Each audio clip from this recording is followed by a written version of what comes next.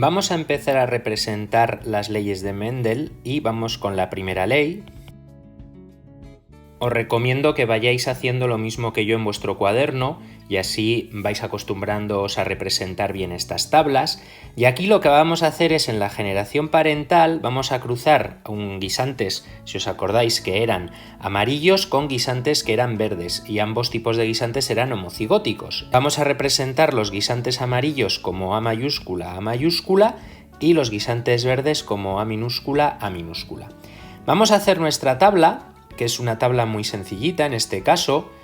Fijaros, es una tabla más o menos rectangular, que vamos a dividir siempre de la siguiente forma. No es una división proporcional.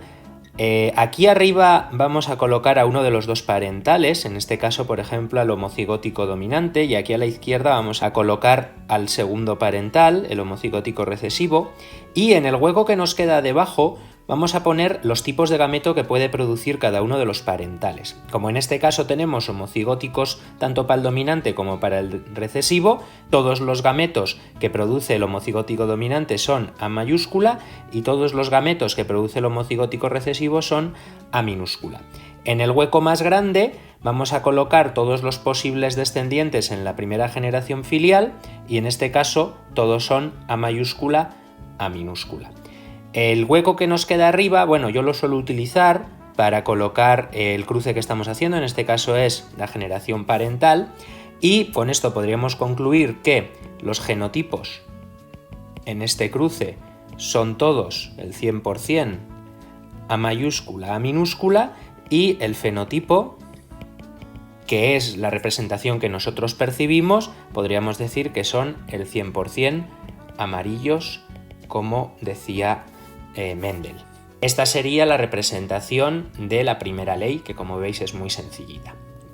Para la segunda ley de Mendel vamos a hacer algo parecido y en este caso vamos a cruzar dos individuos de la F1. Entonces, como provienen del cruce anterior, los dos son heterocigóticos, es decir, A minúscula, A mayúscula por A minúscula, A mayúscula. Volvemos a representar nuestra tabla tal y como la hemos hecho antes. También es una tabla pequeña, ya tendremos tiempo de representar la tabla grande en la tercera ley de Mendel y volvemos a hacer la división tal y como la hemos hecho también hasta ahora. De manera que aquí arriba vamos a colocar uno de los progenitores y aquí a la izquierda vamos a colocar al otro progenitor. Esta vez vemos que ya los gametos no son siempre iguales, sino que el primero de los progenitores va a producir un 50% de gametos que son el alelo A mayúscula y un 50% de gametos que son el alelo A minúscula. Por eso dividimos la tabla por la mitad. Y el otro progenitor exactamente lo mismo. Vamos a coger y vamos a colocar que hay un 50% de posibilidades de producir el gameto A mayúscula y un 50% de posibilidades de producir el gameto A minúscula. ¿Qué tenemos que hacer ahora? Bueno, pues es muy simple. Lo que vamos a hacer ahora es siempre rellenar de manera que pongamos uno de la fila de arriba con uno de la fila de la izquierda. A mí me suele gustar representar siempre primero el alelo mayúscula o el alelo grande si lo hay. Es una cuestión de verlo más fácil, podéis hacerlo como queráis, pero yo os recomiendo que empecéis siempre por el alelo mayúscula. Entonces aquí lo que tendremos serán homocigóticos dominantes A mayúscula, En esta segunda casilla tendremos heterocigóticos A mayúscula, A minúscula, en la tercera casilla tendremos heterocigóticos A mayúscula, A minúscula y en la cuarta casilla tendremos los homocigóticos recesivos. En cuanto a genotipos, ¿qué podemos concluir? Bueno, esto no lo vio Mendel. Tendríamos individuos A mayúscula, homocigóticos dominantes, tendríamos individuos A mayúscula, minúscula, heterocigóticos y tendríamos individuos A minúscula, homocigóticos recesivos. Para poner los porcentajes serían un 25% o un cuarto los homocigóticos dominantes, un 50% o un medio los heterocigóticos y otro 25% o el otro cuarto los homocigóticos recesivos. Y lo que ya veía Mendel, es decir, los fenotipos, lo que podemos concluir es que hay siempre 3/4 amarillos y un cuarto que es verde. Es decir, esa relación 3:1 de la segunda ley de Mendel. Para la tercera ley ya necesitamos un poquito más de espacio, porque vamos a tener que hacer dos cuadros. Entonces, en esta ley, si os acordáis, ya vemos dos caracteres. Entonces, en nuestra generación parental lo que vamos a cruzar son homocigóticos puros para el color amarillo y el aspecto liso, con homocigóticos puros para el color verde y el aspecto rugoso, que vamos a representar con L mayúscula el liso y L minúscula el rugoso. Entonces, hacemos nuestra primera tabla, que todavía no es excesivamente grande, porque sigue siendo la tabla de los parentales, y tenemos a un parental que es A mayúscula mayúscula, L mayúscula, L mayúscula, y el otro parental que, como ahora ya hay muchas letras, lo voy a poner así, que es A minúscula minúscula, L minúscula, L minúscula.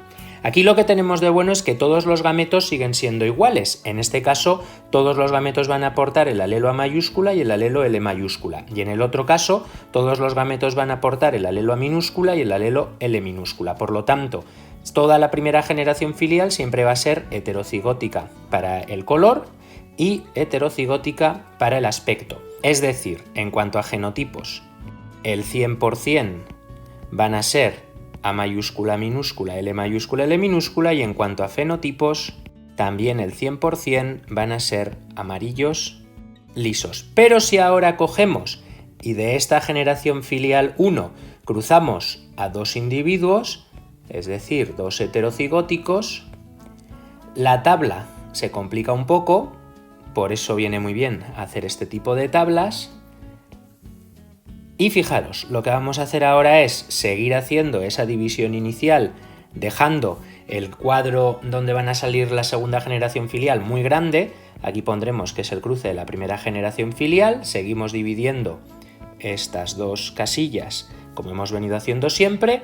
Colocamos, en este caso, a los parentales, que son los de la primera generación filial. Y ahora tenemos que ver cuántas posibilidades de gametos distintos se producen en cada uno de ellos. Entonces, vamos con el de arriba, porque al final es lo mismo, y lo que tenemos es que puede producir gametos con los dos alelos dominantes, puede producir gametos con un alelo dominante y el otro recesivo, o al revés, y por último, los dos alelos recesivos. En el caso del otro individuo tenemos lo mismo. Vamos a dividirlo también en 4 y puede producir los dos alelos dominantes, uno dominante con el otro recesivo, al revés, y los dos recesivos. Ahora, exactamente igual que antes, cogemos uno de arriba con uno de la izquierda. Lo único que tenemos es que hay dos caracteres. Entonces, el primer individuo será homocigótico dominante para los dos, el segundo individuo homocigótico dominante para las As, pero heterocigótico para las Ls, el tercero es heterocigótico para las As y homocigótico dominante para las Ls. Vamos a ir rellenando todo el cuadro.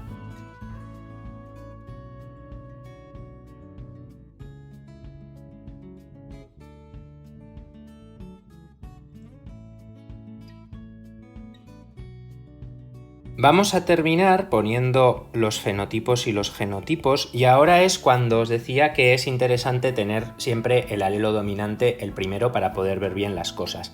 También lo que os recomiendo es que os cojáis otro color y vayáis tachando las casillas que ya vais utilizando, porque si no puede ser un poco más lioso. Bien, entonces, en cuanto a genotipos, ¿qué tenemos? Para empezar, tenemos un genotipo que lleva los dos alelos dominantes. En este caso solo hay uno, de 16.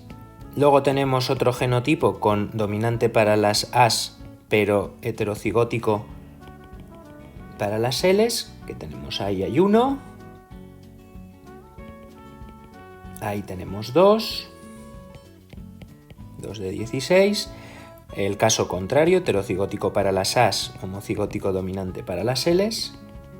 1 y 2 también. Luego tendríamos heterocigótico para los dos alelos. 1, 2, 3 y 4. Luego tendríamos homocigótico dominante para el alelo A y homocigótico recesivo para el alelo L. 1, heterocigótico para las As y homocigótico recesivo para las Ls. 2. Homocigótico recesivo para las As, homocigótico dominante para las Ls. 1 de 16. Homocigótico recesivo para las As, heterocigótico para las Ls. 2 de 16. Y por último, el homocigótico recesivo para los dos, que es 1 de 16. Si ya tenemos que poner los fenotipos, ¿qué tenemos? Bueno, pues para empezar tendríamos amarillo liso, ahora contaremos, amarillo rugoso, verde liso y verde rugoso.